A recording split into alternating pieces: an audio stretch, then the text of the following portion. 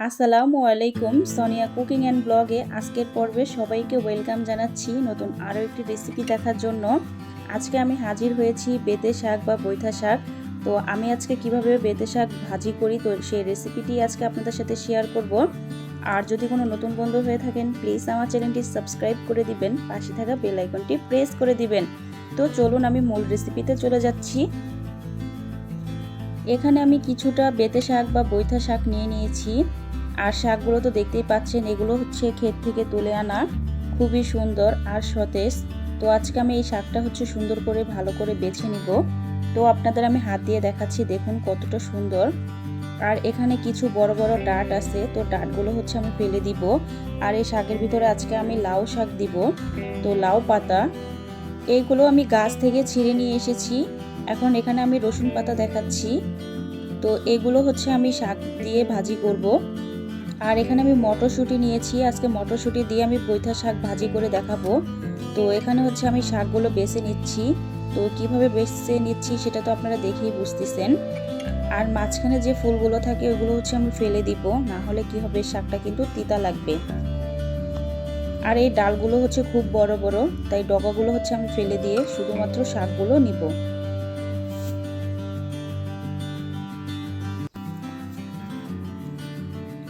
আর এই বেতে শাক বা বৈথা শাকটা কিন্তু অনেকটা পুষ্টিকর, অনেকটা ভালো। তো এই শাকটা কিন্তু আপনারাও ভাজি করে নিতে পারেন আমার মতো। তো আমার ওই শাকগুলো বাছা হয়ে গিয়েছে। এখন আমি যে লাউ পাতাগুলো রেখেছিলাম এখন ওইগুলো হচ্ছে আমি ছিঁড়ে নিচ্ছি। তো আপনারা চাইলে কিন্তু বটি দিয়েও কেটে নিতে পারেন। আর এই লাউ পাতাগুলো কিন্তু অনেকটা সুন্দর ছিল, কচি ছিল পাতাগুলো। আর অবশ্যই বেতে শাক ভাজি করলে কিন্তু লাউ পাতাটা দিবেন, তাহলে কিন্তু খুবই টেস্টি হবে শাকটা, আর খেতেও অনেক ভালো লাগবে।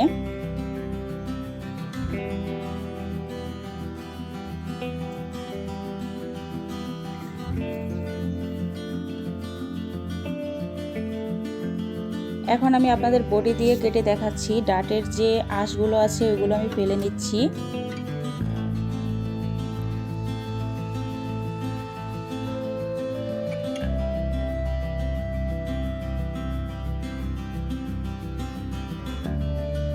আর এই ভিডিওটা আমার এখনকার না, কিছুদিনের আগের ভিডিও, সো ছাড়া হয়নি, তাই ভাবলাম যে আজকে আমি এই ভিডিওটা ছাড়বো। এখন যে রসুন পাতাগুলো ছিল ওইগুলো হচ্ছে আমি কেটে নিচ্ছি। আর এগুলো ছোট ছোট করে কেটে নিতে হবে।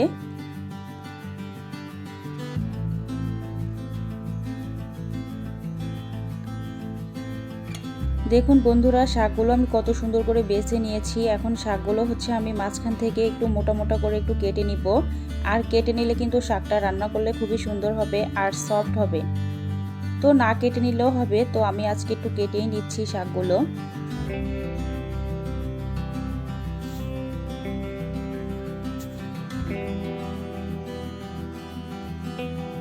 তো আমার সব শাকগুলো কাটা হয়ে গিয়েছে। আর দেখুন কতগুলো ডাঁট, আর এই ডাঁটগুলো হচ্ছে আমি ফেলে দিব। আর শাকগুলো হচ্ছে আমি ভালো করে এখন ধুয়ে নিব। তো দেখুন শাকগুলো হচ্ছে ভালো করে ধুয়ে আমি একটা চালনিতে ছেঁকে নিয়েছি। আর শাকগুলো কিন্তু অনেকটা ঝরঝরা হয়ে গিয়েছে। এখানে আমি 10 থেকে 12 পিসের মতো সিম কুচি করে নিয়েছি। আর যে রসুন পাতাগুলো আপনাদের দেখালাম ওইটা আমি কুচি করে ভালো করে ধুয়ে নিয়েছি। শাকটা আজকে আমি রান্না করব একটু অন্যভাবে, তো আপনারা ভিডিওটি দেখতে থাকুন, আশা করি আপনাদের থেকে খুবই ভালো লাগবে। আর এই মটরশুঁটিটাও আমি হচ্ছে চিকলা ছাড়িয়ে নিয়েছি। এখানে আমি মিডিয়াম সাইজের 6টা পেঁয়াজ কুচি করে নিয়েছি, একটা রসুন কুচি করে নিয়েছি। আর কাঁচামরিচটা আপনাদের পছন্দ মতো নেবেন। আর ধনেপাতা কুচি করে নিয়েছি। চুলায় একটা কড়াই বসিয়ে দিয়েছি। এখন যে শাকগুলো আমি ধুয়ে রেখেছিলাম, সো ওই শাকগুলো হচ্ছে আমি দিয়ে দিলাম। কিছুটা পরিমাণ পানি অ্যাড করে দিলাম। যে রসুন আর হচ্ছে সিম আমি কুচি করে রেখেছিলাম ওইগুলো দিয়ে দিলাম। পেঁয়াজ কাঁচামরিচ কুচি করে রেখেছিলাম, সব কিছু আমি ভালো করে দিয়ে এখন আমি মিক্সড করে নিচ্ছি। আর আরেকটা কথা, অনেকেই আছেন যে আপনারা শাক রান্না করেন কিন্তু শাকের রং বা কালার সুন্দর হয় না। তো আজকে আমার এই রেসিপিটি ফলো করে আপনারা বাসায় ট্রাই করবেন, দেখবেন শাকের রঙও সুন্দর হবে, সবুজ সবুজ থাকবে। আর শাকটা খেতে কিন্তু দারুণ লাগবে। তো দেখুন বন্ধুরা, শাক থেকে কিন্তু কতটা কষ বের হয়ে গিয়েছে আর পানিটার রং কিন্তু চেঞ্জ হয়ে গিয়েছে। আপনাদের আমি দেখাচ্ছি, দেখুন। তো শাকটা হচ্ছে আমার সিদ্ধ করা হয়ে গিয়েছে, এটা আমি চুলা থেকে নামিয়ে ফেলবো। চুলায় আবার একটা কড়াই বসিয়ে দিয়েছি, এখানে আমি শুকনো মরিচ নিয়ে নিয়েছি। এখন দিয়ে দিব পরিমাণ মতো তেল। মরিচগুলো যখন হালকা ভাজা হয়ে যাবে, আমি আবারও কিছুটা পরিমাণ পেঁয়াজ কুচি ও রসুন কুচি দিয়ে দিলাম। তো এগুলো যখন হালকা ব্রাউন কালার করে ভাজা হয়ে যাবে, তখন আমি যে শাকগুলো রেখেছিলাম মানে তুলে, ওই শাকগুলো হচ্ছে আমি দিয়ে দিলাম। এখন আমি হচ্ছে বেরেস্তার সাথে আমি শাকগুলো হচ্ছে ভালো করে মিক্সড করে নিব। আর আমার রেসিপিটি দেখতে দেখতে কোথাও যদি একটুখানি ভালো লাগে তাহলে প্লিজ একটা লাইক দিবেন। ধনেপাতাগুলো কুচি করে রেখেছিলাম, ওইটা আমি অ্যাড করে দিলাম। আর স্বাদ মতো হচ্ছে আমি লবণ দিয়ে দিলাম।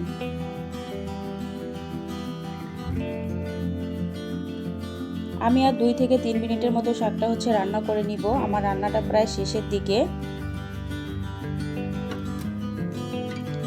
এখন একটু অনবরত নেড়ে দিতে হবে, নাহলে নিচে কিন্তু লেগে যাবে। তো আমি এখন চুলা থেকে নামিয়ে ফেলবো। তো দেখুন বন্ধুরা, আমার শাকটা অলমোস্ট রান্না করা ডান। তো আমি একটা প্লেটে পরিবেশন করার জন্য নিয়ে নিয়েছি। আশা করি আমার আজকের রেসিপিটি আপনার থেকে অনেকটা ভালো লেগেছে। সবাই ভালো থাকবেন, সুস্থ থাকবেন। ওকে, আল্লাহ হাফেজ।